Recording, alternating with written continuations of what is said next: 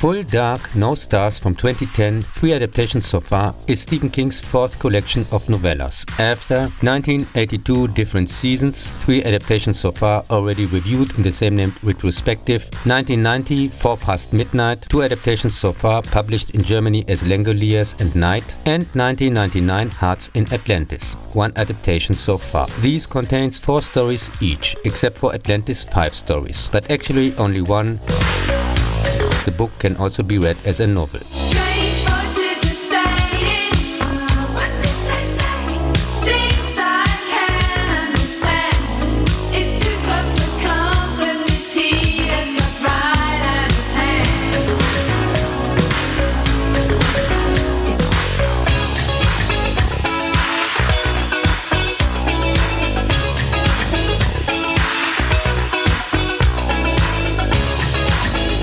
In 2001, Scott Hicks' Hearts in Atlantis is based rather loosely on Low Man in Yellow Coats, the first and longest story from the same named book. All allusions to the Dark Tower series were dropped in the process. The film title refers to the second story, which does not appear here. The adaptation is about a man who, in his old age, remembers his childhood days. As an 11-year-old, he lived with his single mother when one day a neighbor, Ted, moves into the apartment above them. The nice old man soon takes over the father role for him, against the wishes of the mother. While she is actually only busy with herself and her education is limited to phrase mongering, Ted shows him a larger world, among other things through his special abilities such as telepathy.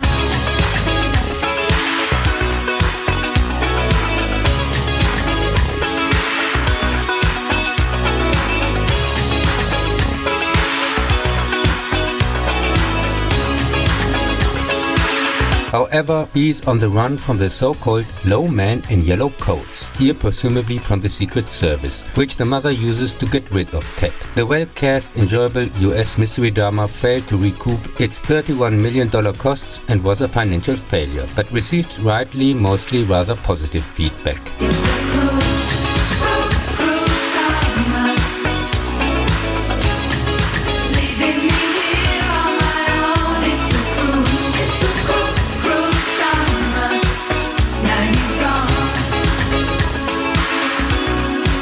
In 1995's Langoliers is based on the same named story from 4 Past Midnight. In the extremely faithful US TV 2-parter by Tom Holland, see also the same named retrospective. 10 passengers and crew, 11 in the original, wake up during a flight to find that the rest of them have disappeared. They land on a seemingly abandoned airfield and find out that they are in the past, and that this past time is being consumed every moment by some kind of time eater, aka Langoliers. This would lead to their death, unless they manage to get back in sync. Another danger comes from one of the passengers, a businessman who breaks under the pressure, is delusional and starts to kill the others. The fairly entertaining story feels like a far too long Twilight Zone episode, 3 hours after all, and completely falls apart when the 90s CGI time eaters are actually on display. Still, it's one of the slightly better King adaptations.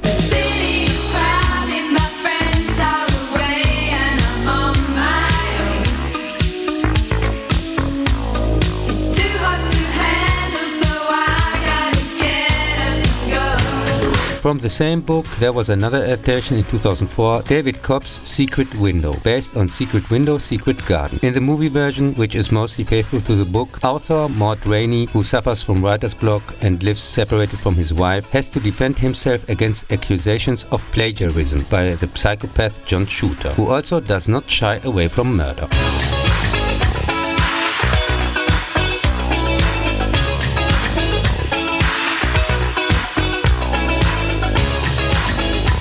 It later turns out that he exists only in his head, and that he himself is responsible for the crimes. What a twist. The ending, however, differs from the one in the book. There, Maud is shot while trying to kill his ex by an insurance agent who was investigating the fire in the Rainey house. In the movie, he kills his ex and her new husband and buries them in the secret garden, where he then plants corn.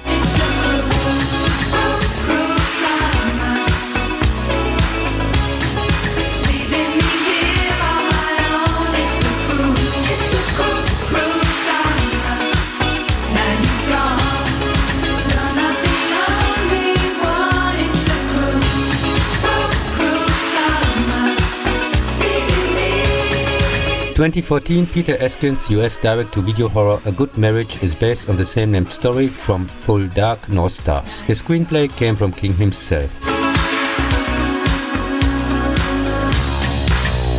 After nearly 30 years of marriage, a housewife stumbles upon her husband's dark secret when she takes a curious look in a box in the garage. She finds out, and he confesses to her when he comes home that night, that he's a wanted serial killer who has murdered a dozen women. Out of fear and for the children, she decides to keep his secret. But in reality, she's just waiting for the right opportunity to get rid of him.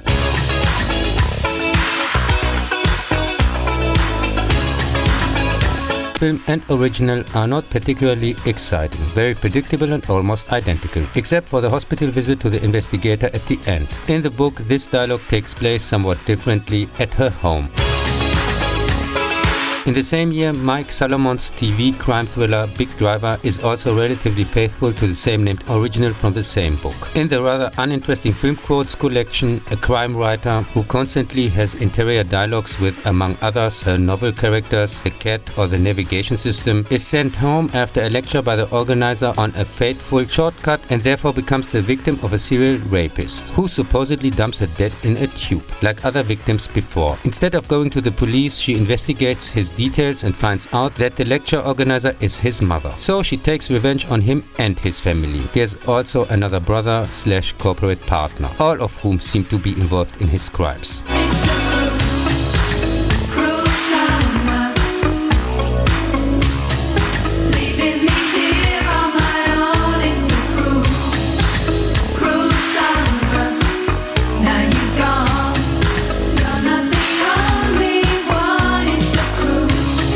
In 2017, Zach Hilditch, also rather uninteresting US TV horror 1922, is also based on the same named story from Full Dark, No Stars. In the relatively faithful adaptation, a farmer confesses in 1930 to a crime in the form of a suicide note.